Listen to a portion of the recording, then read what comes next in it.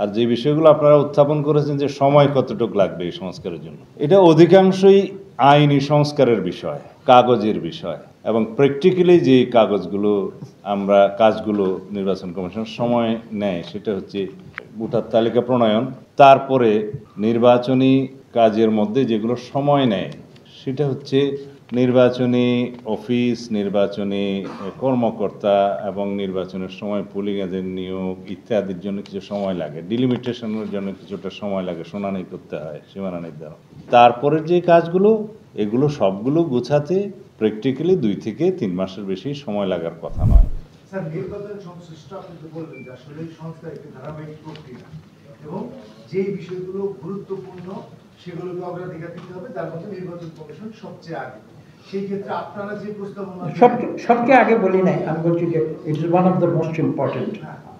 সেই ক্ষেত্রে যে নির্বাচন প্রক্রিয়াটা সংস্কারের কথা বললেন, আপনার প্রস্তাবনা দিয়েছেন, আপনাদের মনে হয় যে এটা কতদিন লাগতে পারে এবং দেশে একটি নির্বাচনের জন্য যে এই সংস্কারগুলো সম্পন্ন করা কতদিন লাগতে পারে? বলবেন? আপনি বললেন, আমি বলবো। আমি তো বললাম, বলেন। আমরা যেসব প্রস্তাব করেছি এগুলোর প্রস্তাব অনুযায়ী নির্বাচন প্রক্রিয়া দ্রুতই সম্পাদন করা সম্ভব, কারণ এখানে এমন কোনো প্রস্তাব করা হয় নাই যেটা নতুন করে কোনো কিছু করতে হবে। আমরা নির্বাচন কমিশন শক্তিশালী করার কথা বলেছি, নির্বাচন কমিশনের একটা সচিবালয় করা, তাদের কিছু ক্ষমতা দেওয়া ইত্যাদি, এবং অন্য আইনগুলো প্রচলিত আইনের মধ্যেই আছে আর কি, কিছু প্রস্তাব আছে ডেভেলপ করার জন্য আর কি। কাজে এটার জন্য অধিক সময়ের প্রশ্ন নাই। যেমন আমাদের সাহেব বলেছেন যে একটা নির্বাচনে বেসিক কাজ হলো ভোটার তালিকা প্রণয়ন করা আর কি। সেই ভোটার তালিকা প্রণয়নের বিষয়ে বলা আছে আমাদের দেশে যে এটা আপডেটেড হয় আর কি, তাই না? যে এটা এবং এটা করার জন্য আমাদের যে সিস্টেম আছে সেই সিস্টেমেই এটা অটোমেটিক্যালি হতে পারে এবং এটা দ্রুতই সম্ভব। বাড়ি বাড়ি যে মানে এখন মানে একটা পত্রিকায় দেখলাম আর কি, আপনারাই দেখছেন হয়তো আর কি, যে 2025 সালের ফেব্রুয়ারির প্রথম 1 তারিখে নির্বাচনে ভোটার তালিকা ঘোষণা করা হবে এবং এটা নিয়ে বাড়ি বাড়ি যে এটা আবার পুনর্বিবেচনা করা হবে 2026 সালের মার্চে আর কি। আমরা এটা বুঝি নাই আর কি, যে এটা কি এক্সারসাইজ, এটা আর কি আমরা বুঝি নাই।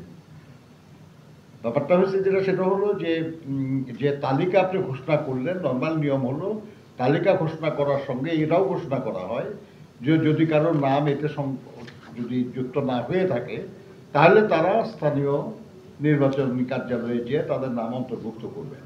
কারো যদি অভিযোগ থাকে যে এমন কারো নাম অন্তর্ভুক্ত হয়েছে যে আসলে বেঁচে নাই, কিংবা সে দেশে নাই, কিংবা সে এই কারণে, আমাদের দেশে কিছু কিছু কারণ আছে যে কারণে ভোটার হওয়া যায় না আর কি, যেমন নির্বাচনে অংশ নেওয়া যায় না, উন্মাদ হয়ে গেল একজন, কিংবা এমন কিছু মামলা আছে যেগুলোর মামলায় শাস্তি পেলে আর এটা হওয়া যায় না। সেরকম যদি কারো নাম যুক্ত থাকে তাহলে বলবে যে এটা হলো না, তাহলে তো আপনার ভোটার তালিকা হয়ে গেল। দেন আপনার নির্বাচনী প্রস্তুতি, আমরা সবাই জানি আর কি, যে নির্বাচনী প্রস্তুতি মানে হলো যে আপনি একটা শিডিউল ঘোষণা করবেন, সেই শিডিউল অনুযায়ী প্রার্থীরা মনোনয়নপত্র সাবমিট করবে, এগুলো করবে, এটা যা নির্বাচনের নিয়ম আর কি। এগুলো সব কিছু করতে মানে এত বেশি সময় লাগার কথা না। এখন আপনি এই সংস্কার প্রস্তাবে যদি আপনি এমন নতুন কিছু নিয়ে আসেন যেগুলো মানুষের বুঝে উঠতে সময় লাগবে বা বোঝাইতে সময় লাগবে, তাহলে ভিন্ন কথা।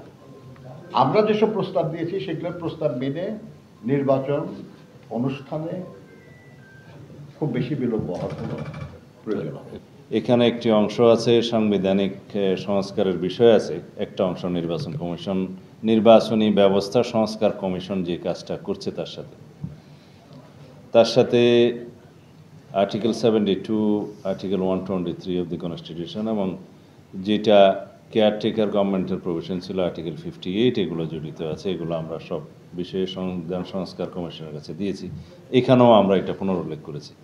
আর যে বিষয়গুলো আপনারা উত্থাপন করেছেন যে সময় কতটুকু লাগবে এই সংস্কারের জন্য, এটা অধিকাংশই আইনি সংস্কারের বিষয়, কাগজের বিষয়, এবং প্র্যাকটিক্যালি যে কাজগুলো নির্বাচন কমিশন সময় নেয় সেটা হচ্ছে ভোটার তালিকা এই ভোটার তালিকা প্রণয়ন, যেটা আপডেট হালনাগাদ করা হয়, সেটার একটা নিয়ম আছে, বিধিও আছে। জানুয়ারির 2 তারিখে খুব সম্ভবত খসড়া তালিকা প্রকাশ করা হবে।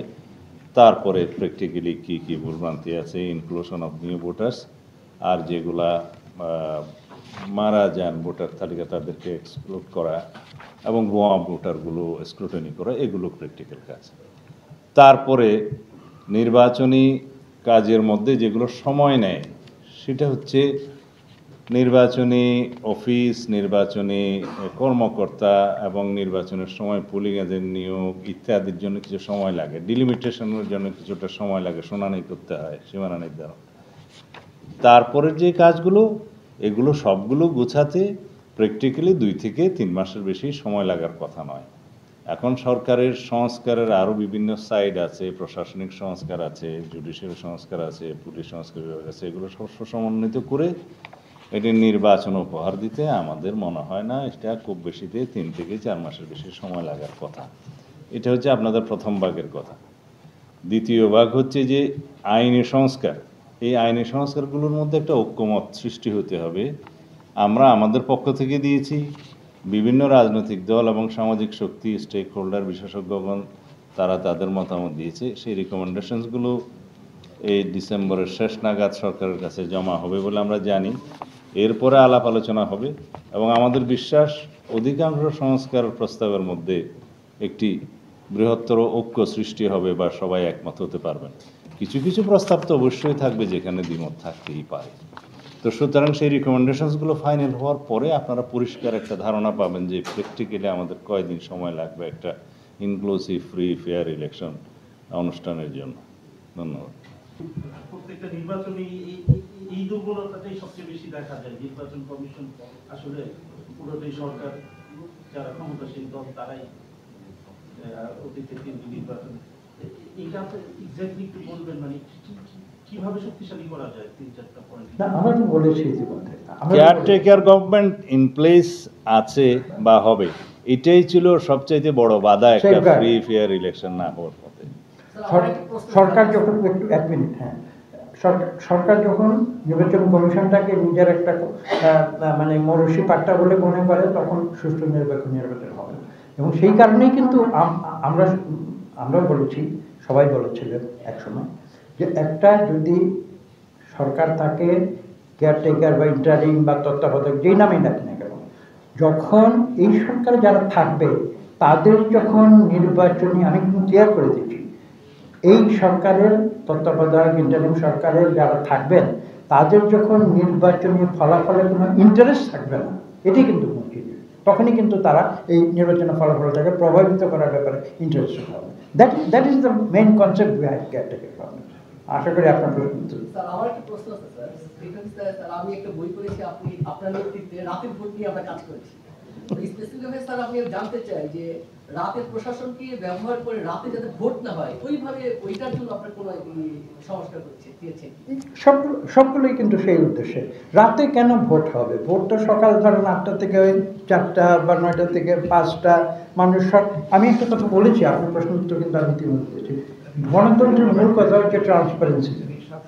যখন ট্রান্সপারেন্সি থাকবে, ভোট প্রক্রিয়া যখন ট্রান্সপারেন্সি থাকবে, এটা তো লুকানোর কিছু নাই। মানুষ লুকিয়ে চুরি করে, মানুষ লুকিয়ে ডাকাতি করে। এখানে তো ভোটে কেন সমস্যা হয়েছে? তারা লুকিয়ে চুরি ডাকাতি এগুলো করতে চেয়েছে, সেই জন্য। আমরা প্রস্তাব যেটা করেছি সেটা হলো, যাদের নেতৃত্বে ওই সব অপকর্ম হয়েছে, ছাত্র শ্রমিক জনতার অভ্যুত্থানে তারা বিতাড়িত হয়েছে, তারা পলায়ন করেছে। যাদের মাধ্যমে অপকর্ম করা হয়েছে তাদের ব্যাপারে আমরা তদন্ত করে তাদের ব্যাপারে ব্যবস্থা নেওয়ার কথা বলেছি, এবং ওই ধরনের লোকরা যাতে আর নির্বাচনী প্রক্রিয়া না থাকে সেটা আমরা প্রস্তাব করেছি। কাজে আমরা বিশ্বাস করি যে, যেটা খারজা বললেন আর কি, যে সরকার ক্ষমতা থাকতেছে তার নির্বাচনে বিজয়ী বা পরাজয়ের কোনো স্টেক নাই, কাজেই নিরপেক্ষভাবে কাজ করবে। আর যারা নির্বাচনী প্রক্রিয়ায় যুক্ত থাকবে তাদের মধ্যে যারা এই ধরনের অপকর্মের সঙ্গে আগে যুক্ত ছিল কিংবা যুক্ত হতে পারে তাদের ব্যাপারে কার্যকর ব্যবস্থা নিয়ে এমন লোকদেরকে নিযুক্ত করা যারা এই ধরনের অপকর্মে যুক্ত হবে না, সেই চেষ্টা করা।